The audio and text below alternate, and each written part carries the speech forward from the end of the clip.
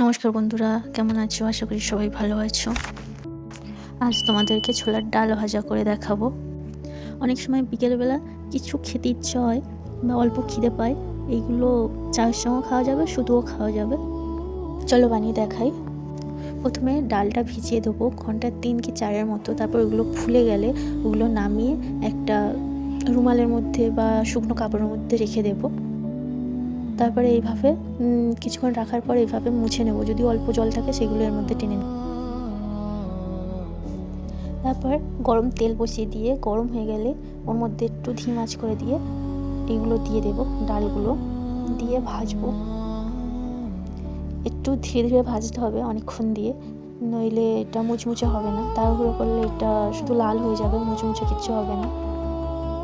যখন ভাজতে ভাজতে ফুলে গিয়ে এই ধরনের একটা কালার চলে আসবে, নামিয়ে নিতে হবে, তুলে নিতে হবে সঙ্গে সঙ্গে, নইলে একটু বেশি লাল হয়ে যাবে। আর বেশি লাল হয়ে গেলে একটু তিতো ভাব হয়ে যাবে, এটা ভালো লাগে না। একটু ফুলে গিয়ে একটু মুচমুচে হলেই আগে তুলে নিতে হবে।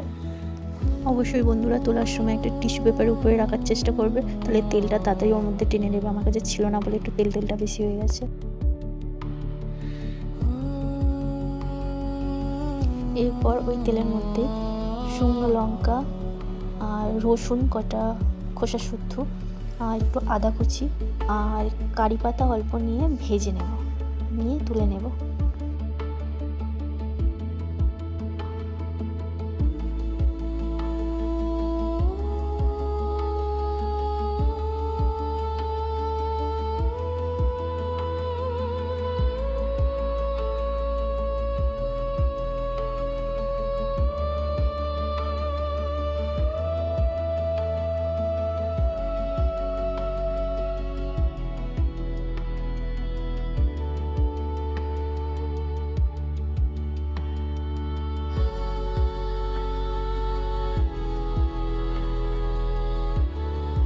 এরপর একটা মশলা বানিয়ে নেবো। তার জন্য আগে নর্মাল সাদা নুন দেবো, তারপর বিট নুন দেবো, তারপর লঙ্কার গুঁড়ো দেবো, তারপর জিরে গুঁড়ো ধনে গুঁড়ো দেবো, তারপর চাট মশলা দেবো, দিয়ে মিক্স করে নেব সবগুলো।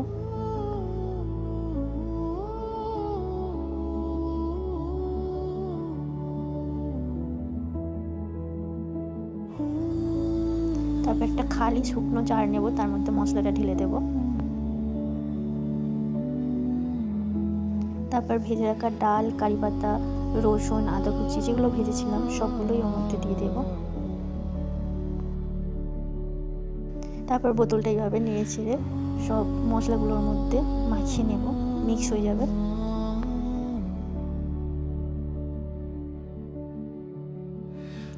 দেখতেই পাচ্ছ বন্ধুরা কতটা মুচমুচে হয়েছে, হাতে দিলে একটু চাপ দিলেই সব ভেঙে যাচ্ছে।